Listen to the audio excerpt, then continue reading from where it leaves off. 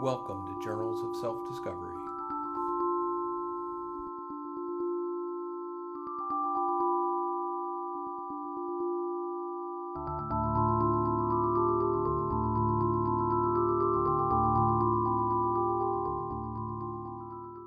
Welcome to this month's edition of Journals of Spiritual Discovery. I want to take a moment and thank all of you who supported the TAT Press this year. It was a good year, which saw the publishing of both Awake at the Wheel, Noro Kushi's Highway Adventures and the Unmasking of the Phantom Self, as well as my book, Subtraction, The Simple Math of Enlightenment. It's hard to believe, but we now have 12 titles in the TAT Press catalog, so if you're looking for a holiday gift, I suggest you check them out at tatpress.org. That's TAT press.org. This month I'm trying something different for the podcast, and that's a guided meditation.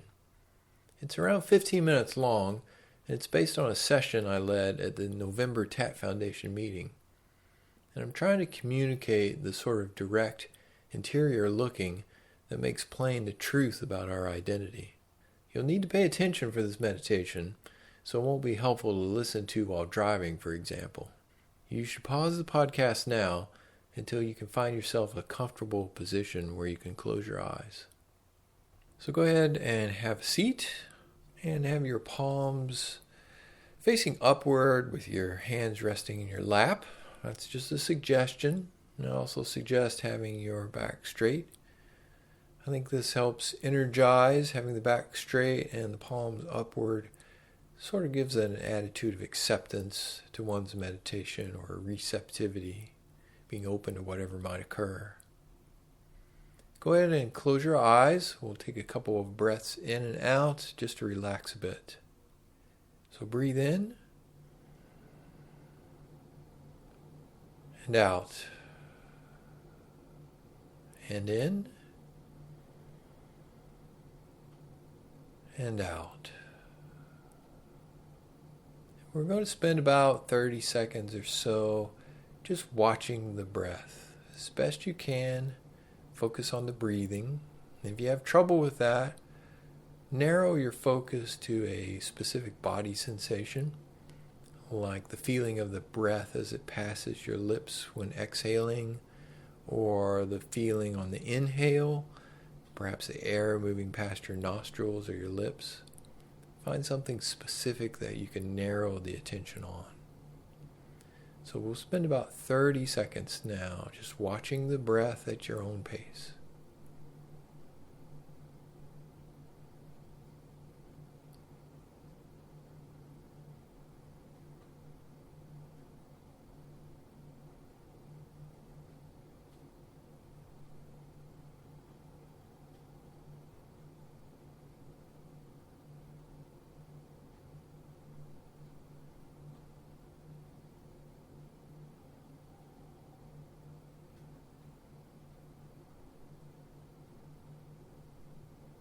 Now focus on the feeling of being in the body.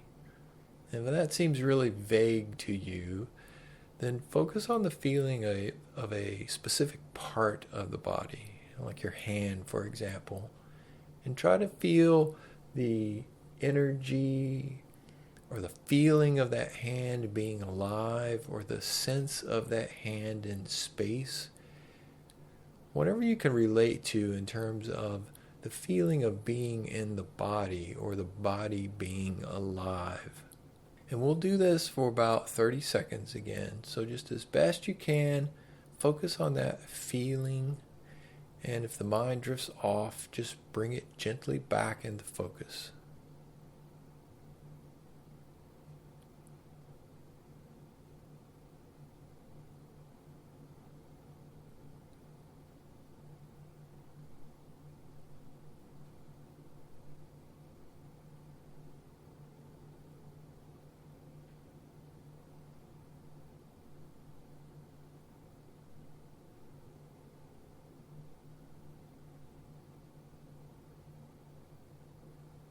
I'm going to tell a story to you.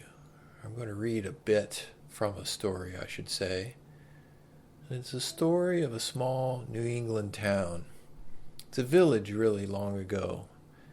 It's the early 1900s, before there was television or radio or even automobiles. It was a much slower, quieter time. All you have to do is listen to this story. And imagine this New England town tucked in a valley, surrounded by mountains. And on top of one of those mountains is a cemetery. That's where all the people in this town are buried. And from the top of that mountain, you can look down into the village and see all of the surrounding countryside. And this story picks up as the story's narrator is taking the reader through a tour, if you will, of the cemetery. And he's pointed out a lot of the stones in the old part of the cemetery, and many of those date back to the very early 1700s. And now he's moved to a newer section, and this is where I'll start reading. This here is the new part of the cemetery. Here's your friend, Miss Gibbs. And let me see. Over here is Mr. Stimson, organist at the Congregational Church. And Miss Soames, who enjoyed the wedding so, you remember? Oh, and a lot of others. And Editor Webb's boy, Wallace, whose appendix burst while he was on a Boy Scout trip to Crawford Notch. Yes, an awful lot of sorrow has sort of quieted down up here. People just wild with grief have brought their relatives up to this hill. We all know how it is. And then time and sunny days and rainy days and snow. We're all glad they're in a beautiful place, and we're coming up here ourselves when our fit's over. Now there are some things we all know, but we don't take them out and look at them very often. We all know that something is eternal. And it's not houses, and it's not names, and it's not earth, and it's not even the stars. Everybody knows in their bones that something is eternal. And that something has to do with human beings. All the greatest people ever lived have been telling us that for 5,000 years, and yet you'd be surprised how many people are always losing hold of it. There's something way down deep that's eternal about every human being. You know as well as I do that the dead don't stay interested in us living people for very long. Gradually, they lose hold of the earth, and the ambitions they had, and the pleasures they had, and the things they suffered, and the people they loved. They get weaned away from earth. That's the way I put it. Weaned away. And they stay here while the earth part of them burns away, burns out. And all that time they slowly get indifferent to what's going on in Grover's Corners, the little village. They're waiting. They're waiting for something that they feel is coming, something important and great. Aren't they waiting for the eternal part in them to come out clear? Some of the things they're going to say maybe will hurt your feelings, but that's the way it is. Mother and daughter, husband and wife, enemy and enemy, money and miser, all those terribly important things kind of grow pale around here. And what's left when memory's gone and your identity, Miss Smith?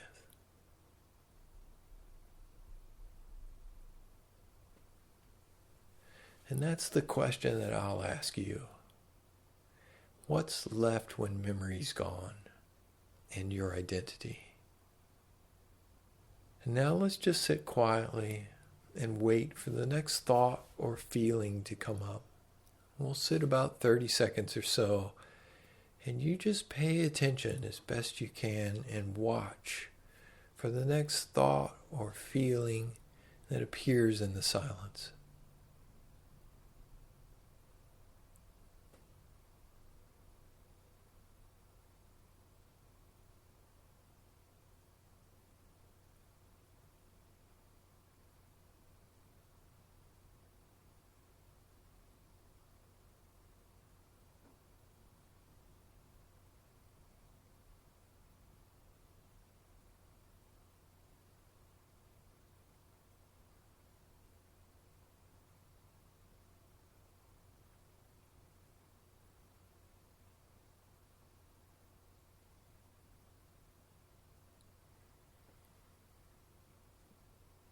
So who did that thought occur to, or that feeling?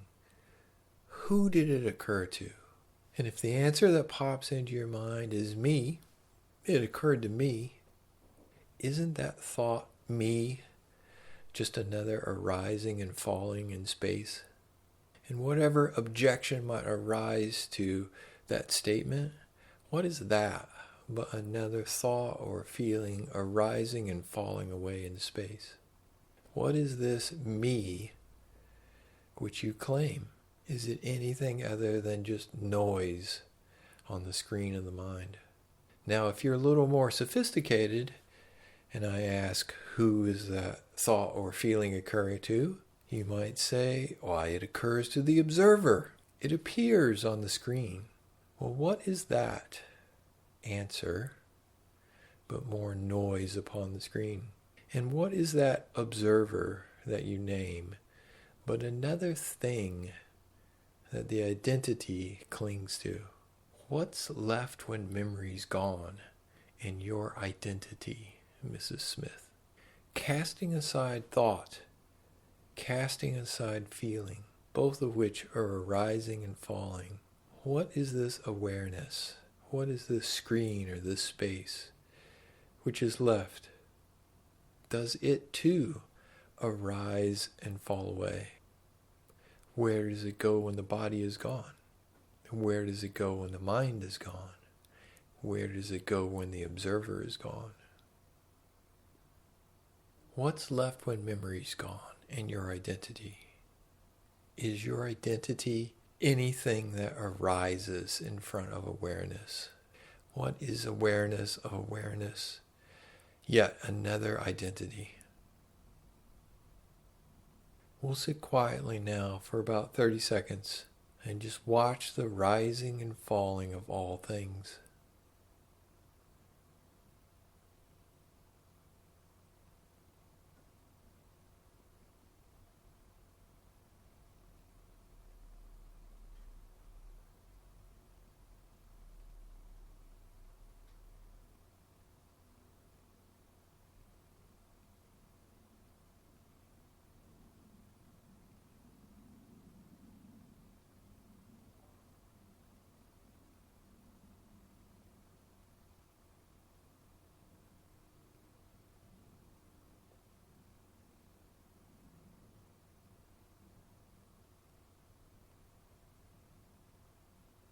And take a deep breath in